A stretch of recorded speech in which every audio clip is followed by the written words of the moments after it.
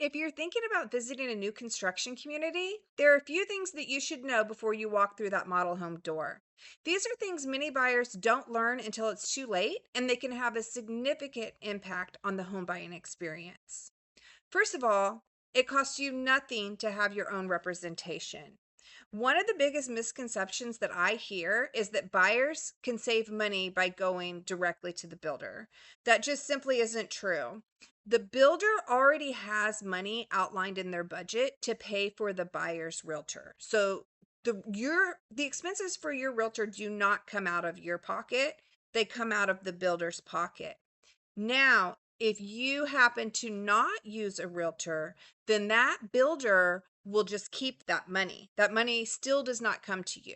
Some builders will just keep it completely for themselves as a bonus, and some builders will split it with the site agent. So the site agent will get part, and then the builder will keep the rest. But it never goes to the buyers, unfortunately. And I understand the line of thinking, but unfortunately, that's just simply not the case. It never does go to the buyer. I can assure you of that. Um, and here again, it's very important to have your own realtor. So you want the builder, it's a benefit that you have built in working with the builder, that the builder is going to be paying the expenses of your realtor. You want that. You want that advocate on your side. So it's not something that you want to waste or throw away, which is why, going back to number one, you want to make sure whenever you go to visit that builder that you go with your realtor on the very first visit. The second thing is the builder site agent works for the builder. So a lot of people think, well, it's fine. I'm just working with the site agent. It's just the same because the site agent is a realtor too. But it really isn't the same because the site agent works for the builder. So the site agent's job is to put everything in the most positive light for the builder to sell the builder's homes, which of course makes sense. They work for the builder. So they're going to tell you all the wonderful things about the house, about the community, about the lot, about the floor plan. They're not going to tell you any of the negatives. But if you have a realtor with you, especially myself, I could mostly speak for myself. I'm going to point out to you the negatives. I'm going to point out to you the negatives about anything I see. If I see negatives in the floor plan, the lot location, the home itself, I'm going to point out those negatives to you so that you can be fully informed and make a fully informed decision. So you're really going to want that on your side. And you're also going to want someone who can ask questions that you might not think to ask. Being a new construction specialist, I talk to these builders every single day. So I can think of the things that might not come to your mind of questions to ask while you're there. And you will be glad that I was there to ask them. I promise you that. The third thing is your first visit. Going back to your first visit matters so much. So a lot of people think if they're just going just the first time, just to kind of take a look around, they're not really trying to buy anything yet. They're just wanting to, gather information, then that's totally fine. But what they don't understand is on your first visit, you are being registered. So typically what will happen is you'll go into the model home. You just want information. You don't really want to talk to anybody. You don't want anybody to sell you on anything. All you want to do is just get some information and take it home so you can think about it. You want some floor plans and some pricing and things like that. Well, here's what happens. The site agent doesn't have absolutely everything you need when you first visit. So what they're going to need to do is forward that to you. They need to either forward it to your email address or your phone number. All they need is one piece of contact information. Sometimes they'll get both pieces of contact information from you, your phone number and your email. But if they can at least just get your name and either your phone number or your email, you are now registered. You don't know you registered, but you did. And the site agent is going to mark down whether you were there with the realtor or not. So if you came, even just on that first visit of just looking around without a realtor, now you are registered as having no realtor. And now you are delegated to work with that site agent. Like I say, some builders will still let you bring your realtor in if you fight over it. They'll let you bring your realtor in prior to signing the contract to go under contract. but not all of them. Some of them say, I'm sorry, that's our policy. It just is the way it is. I'm sorry. Like, sorry you didn't know that. I'm sorry no one told you. So now I'm telling you so that you can know. The fourth thing is the inspections. So that's another thing that the site agent is not going to tell you about, or actually kind of twist things. The site agent is normally, I can't speak for all site agents, but the site agent is normally going to say, you don't need inspections. The city does a ton of inspections. There's no reason for you to take the expense of paying for inspections. The truth of the matter is you absolutely need inspections, and you don't just need any inspector, you need the best inspector. This is the most valuable purchase of your life. It's the most major investment of a lifetime, is purchasing a house. You need to make sure it is built right, it is safe, it's sound, it's secure. You've got to make sure of these things. And I can promise you, as someone who sells new construction on the daily, and someone who works with all buyers who get home inspections, literally not one of my buyers has not got a home inspection on purchasing new construction. And the reason why is because I tell them the good, the bad, and the ugly, and they know that they need to get a home inspection, because there are major things that can come up even on new construction. There are moderate things, and there, of course, are always minor things that even the buyer wouldn't have been able to find on their own walkthrough. You need the inspector for that.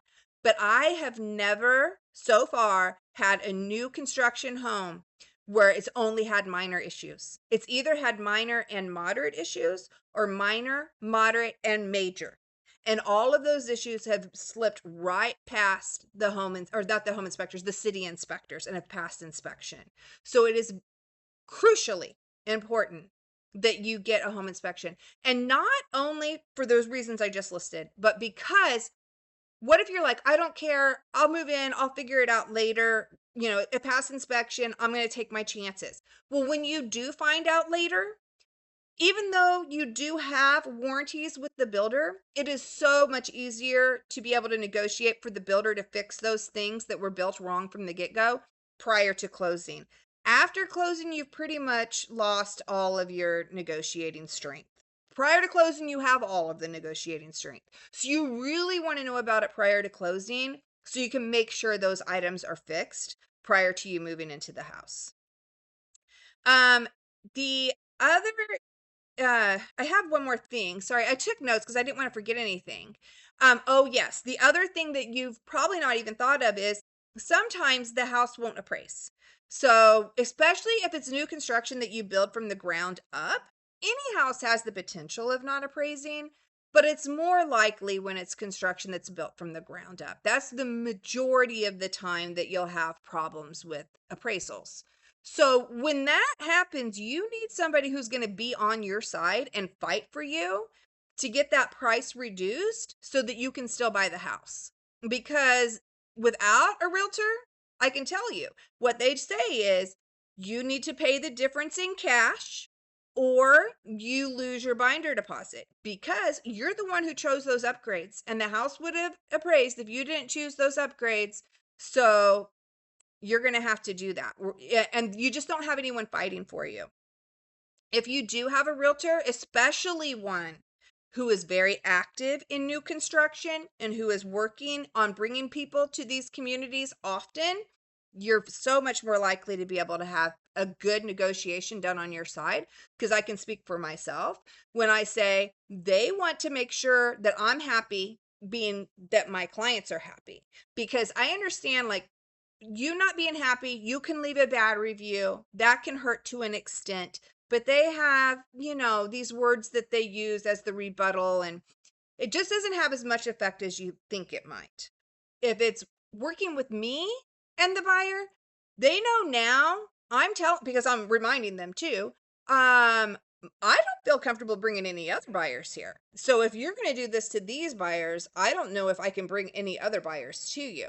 And if that's the case, that's going to really impact their money going down the line of having a realtor who doesn't want to bring any buyers back. Now, granted, a buyer can go anywhere they want. If all I can do is just tell the buyer, this is what happened to my buyers last week, or this is what happened to my buyers last month, where they kept their deposit and they did this.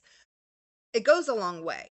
So builders definitely, especially want to make things right with realtors who work with buyers often in their communities, because they want to make sure that they are not damaging their reputation to the point where the realtor doesn't feel comfortable bringing the buyers back again, which, makes sense, right?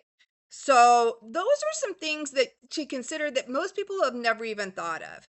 So, just to give you a little bit about my background, I used to work for a builder. So, I do know the inside details of what goes on with working for a builder. I not only know the building process and what's correct and what isn't, but I know what's going on with the sales process, and I just know a lot of the ins and outs. And of course, I know the other sales reps in the area. And it just seems like a lot of the sales reps you'll know from one builder and they go to another builder and another builder. You still know them. And you know how each builder operates, or at least I do, because I've been in this realm for, I guess, 8 years now. So I work with the builders often. I work with the builder reps often.